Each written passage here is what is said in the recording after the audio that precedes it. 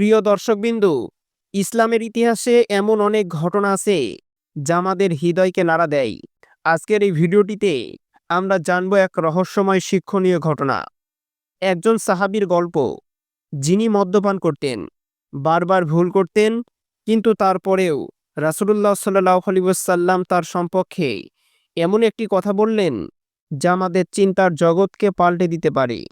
ভিডিওটি শেষ পর্যন্ত দেখুন, কারণ এর ভিতরে লুকানো আছে এমন একটি শিক্ষা যা আমাদের জীবনকে বদলে দিতে পারে। রাসূলুল্লাহ সাল্লাল্লাহু আলাইহি ওয়াসাল্লামের যুগে মদ্যপান তখনও অনেকে ছাড়তে কষ্ট পাচ্ছিলেন। মদিনায় একজন সাহাবী ছিলেন যিনি মাঝে মাঝে মদ্যপান করতেন। তিনি ধরা পড়লে তাকে শাস্তি দেওয়া হতো। বারবার এমনটা ঘটছিল, কিন্তু সাহাবী ভাবলেন তিনি বারবার একই ভুল করছেন, নিশ্চয় তিনি একজন গুনাহগার মানুষ।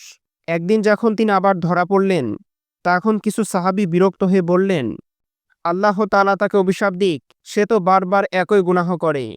কিন্তু তখনই রাসূলুল্লাহ সাল্লাল্লাহু আলাইহি ওয়াসাল্লামের মুখ থেকে বেরিয়ে এলো এক অবাক করা কথা।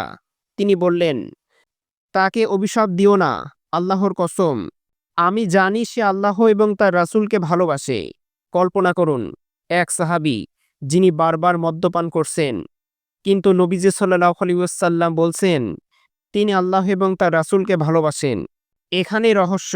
রাসূলুল্লাহ সাল্লাল্লাহু আলাইহি ওয়াসাল্লাম বুঝিয়ে দিলেন, একজন মানুষের গুনাহ তাকে চিরকাল গুনাহগার বানিয়ে রাখে না। হয়তো তার অন্তরের ভিতরে ঈমান, ভালোবাসা আর তওবা করার ইচ্ছা আছে, যা আল্লাহর কাছে অনেক মূল্যবান। আমরা কেবল তার বাহ্যিক দিক দেখি, সে মদ খেয়েছে, সে ভুল করেছে, কিন্তু আল্লাহ তাআলা তার অন্তর জানেন, তার অশ্রু জানেন, তার লজ্জা জানেন। পবিত্র কোরআনে আল্লাহ তাআলা বলেন, আল্লাহ তোমাদের চেহারা এবং সম্পদের দিকে তাকান না, বরং তোমাদের অন্তরের দিকে তাকান। এ হাদিস আমাদের স্পষ্ট শিক্ষা দেয়, কোনো মুসলমানকে তার গুনাহের কারণে ঘৃণা করা উচিত নয়, বরং তাকে দোয়া করতে হবে, সহানুভূতি দেখাতে হবে, যাতে সে আল্লাহর দিকে ফিরে আসে।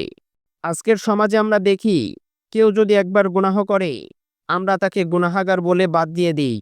কেউ নামাজ পড়ে না, কেউ খারাপ কাজে জড়িয়ে যায়। কিন্তু আসল রহস্য হলো, আল্লাহর রহমত অনেক বড়। হয়তো আজ সে মানুষটা ভুল করছে, আগামীকাল সে আল্লাহর প্রিয় বান্দা হয়ে উঠবে। প্রিয় দর্শক, এই সাহাবীর গল্প আমাদেরকে শেখায়, কাউকে তার গুনাহের জন্য অভিশাপ দেওয়া নয়, বরং তাকে দোয়া করা। আল্লাহর রহমতের দরজা সবসময় খোলা। তাই আমরা যেন কাউকে ছোট না করি, কাউকে ঘৃণা না করি, এবং একে অপরকে সঠিক পথে আনার চেষ্টা করি। প্রিয় দর্শকবিন্দু, যদি এই ভিডিওটি আপনার সামান্যতম শিক্ষা দিয়ে থাকে, তবে অবশ্যই লাইক দিন ভিডিওটিতে, আপনার বন্ধুদের সাথে শেয়ার করুন। আর এমন ইসলামিক রহস্যময় ঘটনা জানতে চাইলে চ্যানেলটি সাবস্ক্রাইব করুন।